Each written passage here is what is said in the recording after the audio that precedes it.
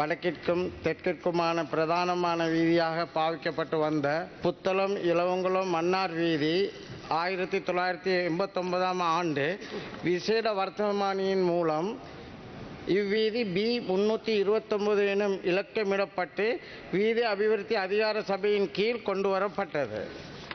1990ஆம் ஆண்டுகளில் இடம்பெற்ற இடம்பெயர்வுக்கு பின்னர் இவ்வீதியுடான போக்குவரத்து கைவிடப்பட்டதுடன் 2010ஆம் ஆண்டு மீள போக்குவரத்து ஆரம்பிக்கப்பட்டது.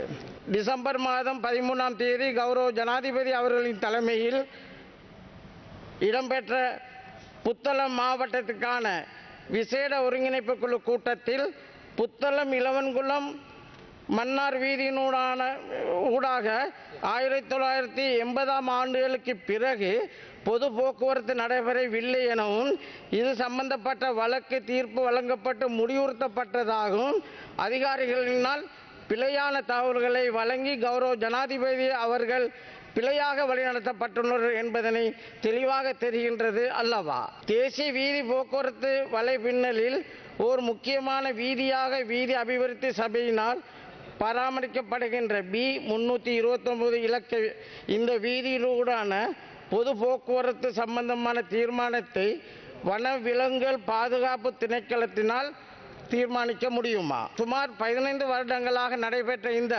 வழக்கில் முக்கியமானதொரு அரச திணைக்களமாக விளங்குகின்ற தேசிய வன விலங்குகள் பாதுகாப்பு திணைக்களம் நூற்றாண்டுகளாக மக்களால் பாவிக்கப்பட்டு வந்த வீதி தொடர்பாக அதிரடியாக இவ்வாறு நடந்து கொண்டமையானது மக்களின் தேவைகளை புறந்தள்ளுவதாக இல்லையா? நீதிமன்றத்தினால் தீர்ப்பு ஒன்று வழங்கப்படாத சூழ்நிலையில் வனவிலங்குகள் பாதுகாப்பு திணைக்களத்தின் கருத்துக்களை அடிப்படையாக கொண்டு முடிவுறுத்தப்பட்டுள்ள இந்த வழக்கின் பின்னணியில் பெரும் பிரதேசத்தின் ஒன்றின் எதிர்கால அபிவிருத்திக்கும் இலட்சக்கணக்கான மக்களின் போக்குவரத்து வசதிகளையும் கருத்தில் கொண்டு மீண்டும் இவ்வீதியை மக்கள் பாவனைக்கு விடுவது தொடர்பாக பொருத்தமான நடவடிக்கை எடுக்கும். இந்த தீர்ப்புங்கிறதுலேயே ஒரு பிரச்சனை இருக்குது. கௌரவ அமைச்சர் அவர்களே ஜேர்னல் என்ட்ரியை பார்க்கையில் இதில் வனவிலங்குகள் திணைக்களம் போய் தான் இதை நாங்கள் மக்களுக்கு பாவிக்க விடமாட்டோன்னு சொன்னதால தான் இந்த நீதிமன்றம் இவ்வாறான ஒரு முடிவெடுத்துச்சு. நான் இதில் எல்லாத்தையும் விட ஆச்சரியம், நான் சொன்ன மாதிரி 4லிருந்து 9:21 வரைக்கும் இருந்த பிரதிவாதிகள் மக்களுக்காக இருந்தவங்க.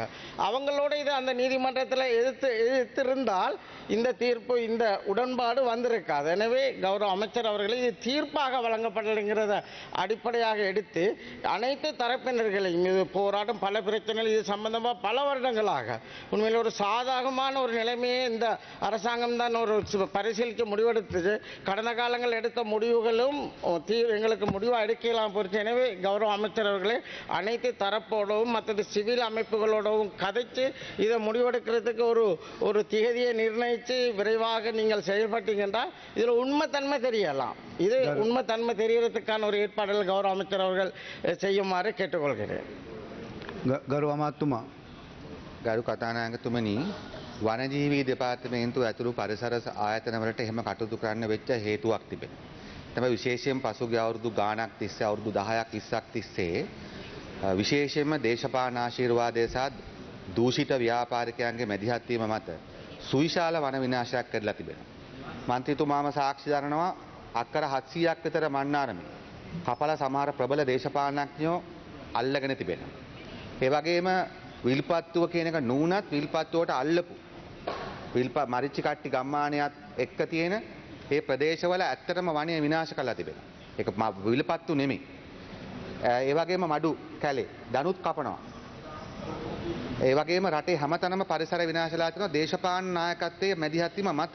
ඔතන උනේත් ඒකයි. ඔතනත් පාර කපන්න ගියාම පාර කිලෝමීටරයක් විතර පළලට කපන්න සමහර දේශපාලන නායකයෝ කටයුතු කරා කලින් හිට. ඒ නිසා වන සම්පත් නිලධාරීන්ට සිද්ධ වුණා ඊටාම තද තීන්දුව වලට යන්න ගරු කතානායකතුමනි මේවා පරිස්සම් කරන්න. ඒක මන්නාරමට තරක් නෙමෙයි වෙන ප්‍රදේශවලත් ඒක තමයි උනේ. ඒ නිසා වන සම්පත් නිලධාරීන් මේක රැක ගන්න දරපු මහන්සිය අපි අගය කරනවා. නමුත් දැන් අපිට තියෙන ප්‍රශ්නයක් අපි එහෙම වන විනාශ කරන ආණ්ඩුවක් නෙමෙයි.